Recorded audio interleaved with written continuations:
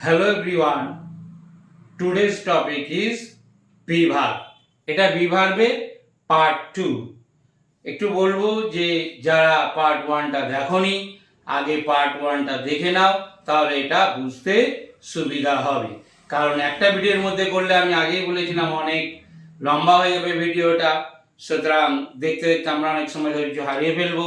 তাই জন্য আমি ভিডিওটাকে দুটো ভাগে ভাগ করেছি।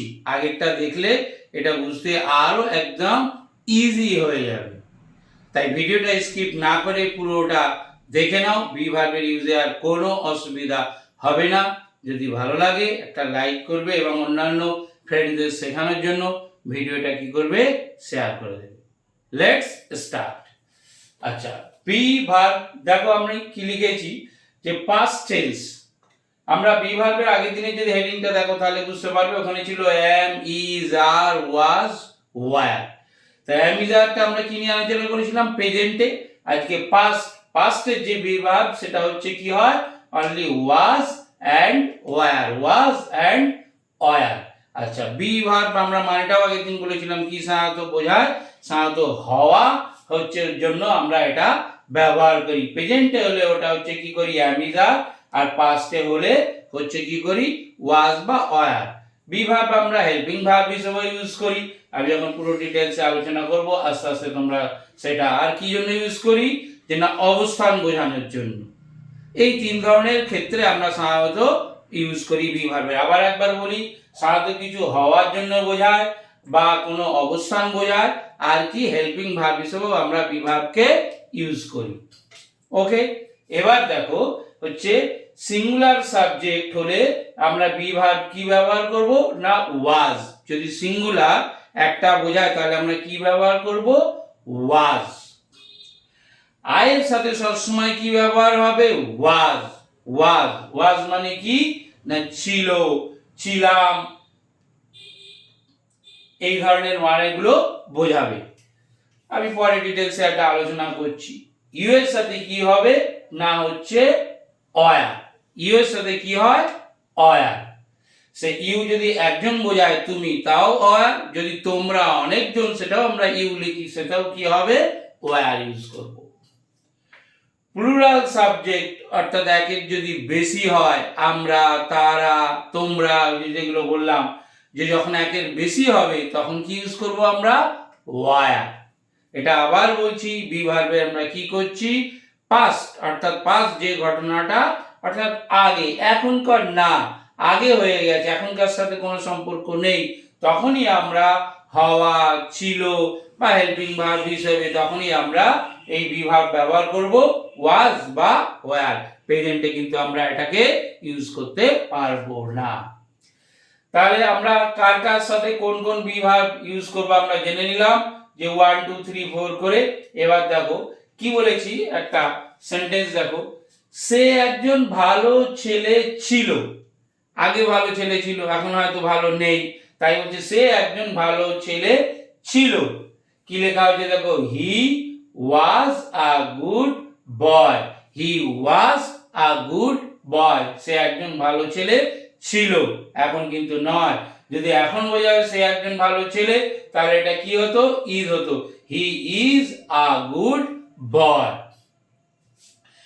আচ্ছা, তাহলে এটা হওয়া অর্থে আমরা ব্যবহার করেছি। নাম্বার বি দেখো, তারা ঘরে ছিল। এটাও ছিল, দেখো এটাও ছিল, এটাও ছিল। তারা ঘরে ছিল। They are in the room. They are in the room. এটা আমরা সাথে কি বোঝাচ্ছি, অবস্থান বোঝাচ্ছি। তারা ঘরের মধ্যে ছিল, হয়তো গতকাল ছিল বা 5 দিন আগে ছিল, কিন্তু এখনের কথা বলছে না। দের সাথে কি হয় না হচ্ছে প্লুরাল, তাই আর হয়। দে আর ইন দা রুম। তারা ঘরে ছিল। নাম্বার সি, তারা খেলা করছিল। তারা খেলা করছিল। They are playing. They are playing. এখানে ওয়ারটা কি হয়েছে, হেল্পিং ভার্ব হিসেবে আমরা ইউজ করেছি। যে পাস্ট সেন্সে হচ্ছে বোঝানোর জন্য আমরা কি ব্যবহার করেছি, আর আগে খেলাটা করছিল, চলছিল। দে আর প্লেইং। এটা অ্যাকচুয়ালি পাস্ট কন্টিনিউয়াস টেন্স।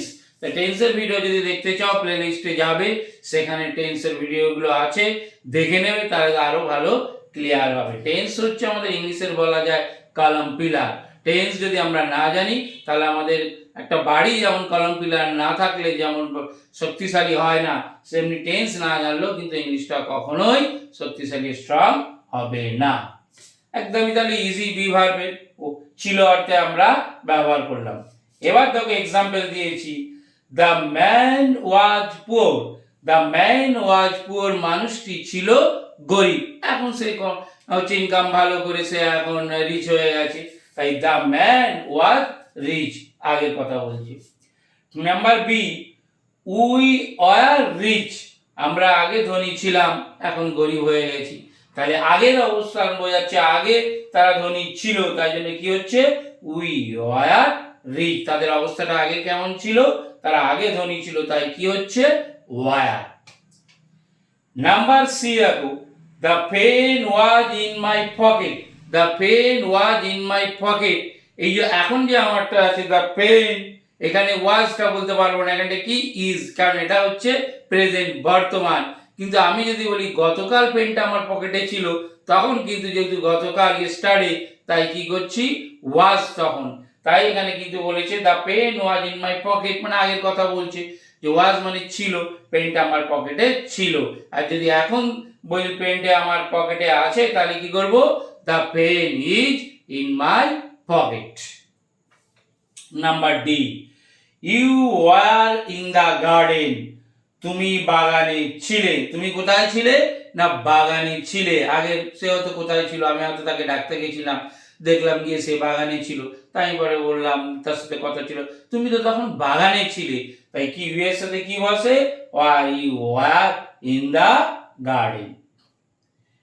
এবার আমরা কেমন শিখলাম সেটা নিয়ে আমরা আলোচনা করব। ঠিক দ্য কারেক্ট আনসার, আমি অপশনগুলো পড়ব, 5 সেকেন্ড আমি পজ করব, যে তুমি আগে আমার আগে বলার চেষ্টা করবে কোনটা আনসার হবে, ওকে? তারপরে আমি আনসারটা বলবো। দেখো, father was cooking. Father war cooking, রান্না করছিল, তারপরে পাশে যেহেতু রান্না করছিল, ফাদারের সাথে ওয়ার হবে না ওয়াজ হবে? 1 2 3 4 5, কি হলো আনসারটা? Father was cooking.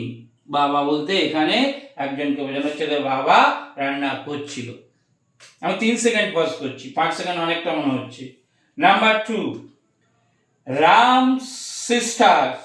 Ram sisters, ভালো করে খেয়াল করবে, ওয়াজ অ্যাংরি। তাহলে রাম সিস্টার্স কি হবে, ওয়ার না ওয়াজ?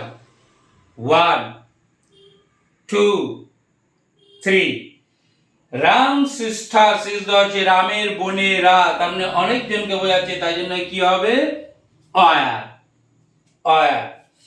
Number 3, the mango was oil, not sour. The mango was oil, not sour. তাহলে কি হবে? 1 2 3, was হবে। কেন? আমটি নির্দিষ্ট করে বোঝাচ্ছে কোনো একটা আমকে, তাই আমটি কি টক ছিল না, আমটি টক ছিল না, ওয়াজ। এখানে যদি দিতাম আমগুলি, দ্য ম্যাঙ্গোজ, তাহলে দ্য ম্যাঙ্গোজ যদি দিতাম তাহলে কি হতো, ওয়ার হতো। কিন্তু এখানে দেখো ও বলতেই শেষ হয়ে গেছে, ম্যাঙ্গো আমটি, অর্থাৎ আমটি নির্দিষ্ট একটা আমকে বোঝানো হচ্ছে, তাই কি হলো ওয়াজ। আকবর ওয়াজ আ গ্রেট কিং। হিস্ট্রিতে আমরা পড়েছি Akbar were a great king. 1 2 3, right answer was, কারণ আকবর একজন রাজা কিং, তাই জন্য কি হলো ওয়াজ। নাম্বার 5, রাম সিস্টার, এই নাম্বার 2 এর সাথে দেখো মিল রয়েছে, Ram sister were happy. Ram sister were happy. কোনটা হবে answer? Which one is correct? 1 2 3 answer is was. Ram sister, রামের বোন। এখানে কি বলছে? বোনেরা বলেনি, আগেরটা কিন্তু বলেছিল বোনেরা। রামের বোন ছিল হচ্ছে হ্যাপি, তাই এখানটা কি হবে? ওয়াজ। তাহলে আজকে আমরা বিভাগ ওয়াজ এন্ড ওয়ার এর ব্যবহারটা শিখলাম। তাহলে যদি অন্যদেরকে শেখাতে চাও ভিডিওটা শেয়ার করে দিও। Thanks for watching this video.